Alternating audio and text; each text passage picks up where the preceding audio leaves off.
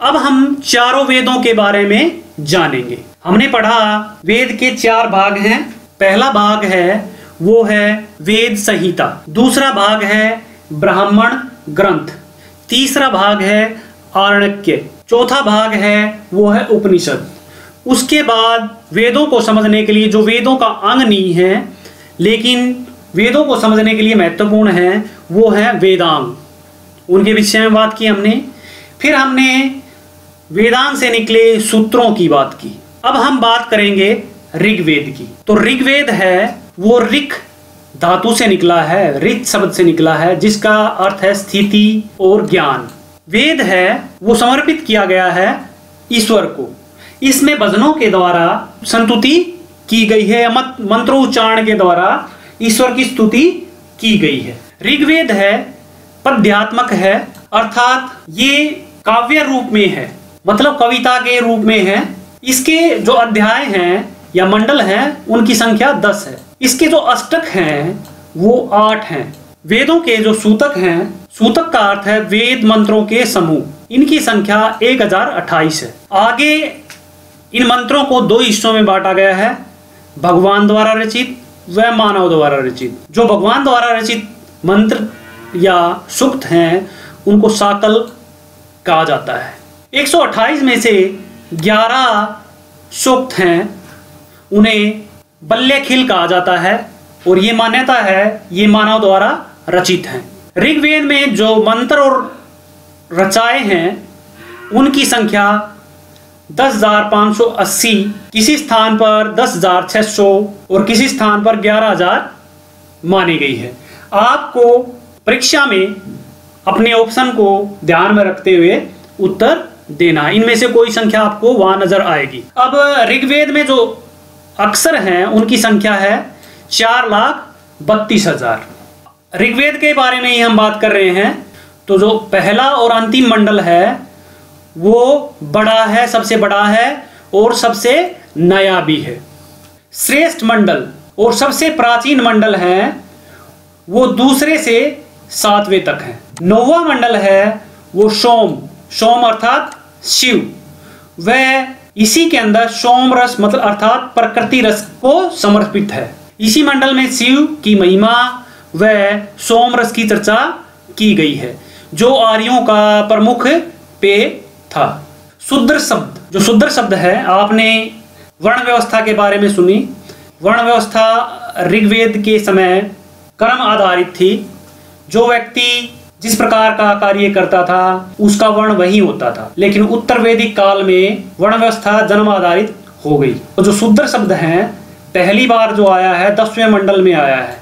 सबसे पुराना वेद है ऋग्वेद। जो इसका उद्गम स्थल माना जाता है, जहां पे इसकी रचना हुई, वो माना जाता है सप्त सिंधु क्षेत्र है। मतलब सिंधु नदियों का जो क्षेत्र है, पंजाब का क्षेत्र हम कह सकते हैं, उसे कहते हैं। इसके जानने वाले को होत्री या होत्र कहा जाता है। इसमें चिकित्सा विधियों का वर्णन है। बहुत सारे विद्वान हैं इस विधि का प्रयोग कर रहे हैं। प्राकृतिक चिकित्सा में इन्हीं का इस्तेमाल होता है। जल, वायु, शोर, मानस और हवन द्वारा चिकित्सा की जाती है। अब हम बात करेंगे ऋग्वेद के उपवेद की। तो ऋग्वेद का उपवेद है वो आयुर्वेद है। इसके ज्ञाता को प्रजापति कहा जाता है। वेदों के ऋग्वेद के ज्ञाता को होत्र कहा जाता है और जो उसका उपवेद है उसके ज्ञाता को प्रजापति कहा जाता है। तो आयुर्वेद है धन्वंतरी ऋषि द्वारा संकलित है। 10वें मंडल में आयुर्वेद का वर्णन है। 10वें मंडल में ही सोम जो औषधि है उसका विशेष वर्णन मिलता है। वैसे तो शाखाओं की बारे में हम पहले ही चर्चा कर चुके हैं, लेकिन फिर चर्चा कर रहे हैं। शाखाएं, जो ऋग्वेद की शाखाएं हैं वो है साकल्प, वासकल्प, आसवलायन, सांखायन, मंडूकायन। ब्राह्मण ग्रंथों के बारे में हम पहले भी चर्चा कर चुके हैं। ऋग्वेद के जो ब्राह्मण ग्रंथ हैं ऐतरेय, कौशितकी। इसी वेद के अंदर 10 राजाओं के युद्ध का वर्णन मिलता है। परुषणी नदी, जिसे वर्तमान में रावी नदी कहा जाता है, के किनारे लड़ा गया। इसका वर्णन 7वें मंडल में मिलता है। ये युद्ध 10 राजा व सुदास के बीच में लड़ा गया और सुदास ने इस युद्ध में विजय प्राप्त की। ये हरियाणा इतिहास से संबंधित प्रश्न है। अभी ऋग्वेद के बारे में ही बात करेंगे। ऋग्वेद है उसको त्रय या त्रिवेद भी कहते हैं। त्रैवेद किसे कहते हैं, ये प्रश्न भी परीक्षाओं में आप देखेंगे। तो त्रैवेद हैं या त्रिवेद हैं वो ऋग्वेद, यजुर्वेद, सामवेद को माना जाता है। अथर्ववेद को त्रिवेद में शामिल नहीं किया जाता। अब हम बात करेंगे वर्ण व्यवस्था के बारे में। जो वर्ण व्यवस्था है वो ऋग्वेद के 10वें मंडल में इसका वर्णन मिलता है। पौरुषुक्त मंडल है ये। इसमें 4 वर्ण माने गए हैं। पहला वर्ण है ब्राह्मण, जिसकी उत्पत्ति ब्रह्मा जी के मुख से मानी गई है। दूसरा वर्ण है वो है क्षत्रिय। इसकी जो उत्पत्ति है वो भगवान ब्रह्मा के भुजा से मानी गई है। तीसरा जो वर्ण है वो है वैश्य। वैश्य की उत्पत्ति भगवान ब्रह्मा की जंघा से मानी गई है। और चौथा वर्ण है वो है शूद्र। इसकी उत्पत्ति भगवान के पैरों से मानी गई है। मैं फिर दोबारा रिपीट करना चाहूँगा, पूर्व वैदिक काल में जो वर्ण व्यवस्था थी, जाति व्यवस्था थी, वो व्यवसाय आधारित थी। जो जिस प्रकार का व्यवसाय करता था वो उस वर्ण में शामिल होता था। उत्तर वैदिक काल में ये जन्म आधारित हो गई और सनातन धर्म या वैदिक धर्म के मूल को इसने परिवर्तित किया, जो आज भी एक समस्या के रूप में हमारे सामने है। तो इसको हमें समझना पड़ेगा। और बहुत सारी समस्याओं का कारण जातिवाद या वर्ण व्यवस्था बनी हुई है। इसका समाधान हो सकता है सिर्फ अगर हम अपनी सनातन संस्कृति, जो पूर्व वैदिक काल की संस्कृति का पालन करें, उस सभ्यता का पालन करें। तो अब हम बात करेंगे 800 से 600 ईस्वी पूर्व काल को ब्राह्मण युग कहा जाता है। 800 से 600 ईसा पूर्व काल को ब्राह्मण युग कहा जाता है, मतलब उत्तर वैदिक काल का हिस्सा है। अछूत की अवधारणा धर्मशास्त्र काल में आई है। इससे पहले कोई भी अछूत की अवधारणा नहीं थी, लेकिन धर्मशास्त्र काल में ये धारणा आई है। मतलब उत्तर वैदिक काल में ये इस प्रकार की बातों का प्रसार हुआ है। अब वेद 2 के अंदर वर्ण आश्रम का वर्णन मिलता है। वेदों के अंदर वर्ण आश्रम का वर्णन मिलता है। और भारतीय सभ्यता या वैदिक सभ्यता में व्यक्ति के जीवन काल को 100 वर्ष माना गया है। और उसी आधार पर उसके तो पहला जो वर्णाश्रम का जो काल है वो ब्रह्मचार्य है। इसको 1 से 25 वर्ष माना गया है। दूसरा जो वर्ण आश्रम है वह है गृहस्थ आश्रम, इसको 26 से 50 वर्ष माना गया है। तीसरा वर्ण आश्रम है वह है वानप्रस्थ आश्रम, इसे 51 से 75 वर्ष माना गया है।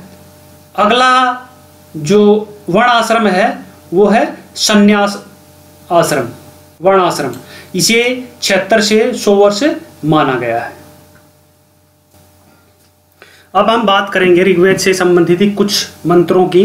बड़े ही महत्वपूर्ण, परीक्षा से संबंधित ये मंत्र किस वेद में स्थित हैं, ये बार बार पूछा जाता है। तो सबसे पहले जो मंत्र बात करेंगे हम वो है मृत्युंजय मंत्र। आप देख सकते हैं मृत्युंजय मंत्र यहाँ लिखा हुआ है, आप इसको याद कर सकते हैं और मृत्यु के भय को समाप्त कर सकते हैं। ये मंत्र परीक्षा में भी पूछा जाता है, कहाँ किस वेद में स्थित है। तो ये ऋग्वेद के अंदर स्थित है। इसका सारांश हम देखेंगे। ये कहता है, समस्त संसार के पालनहार 3 नेत्रों वाले शिव की हम आराधना करते हैं।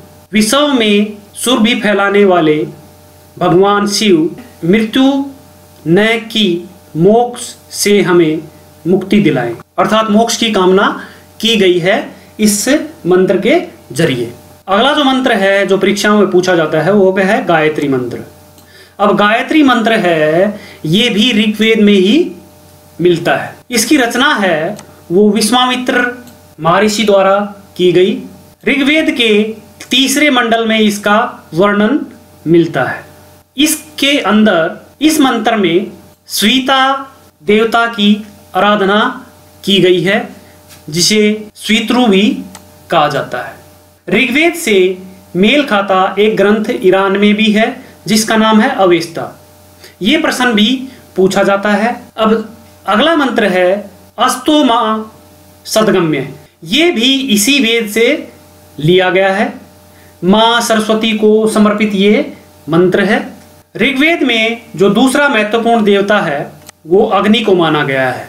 ऋग्वेद में पुरंदर जो शब्द है, पुरंदर शब्द का प्रयोग इंद्र के लिए किया गया है। ये कुछ महत्वपूर्ण प्रश्न थे।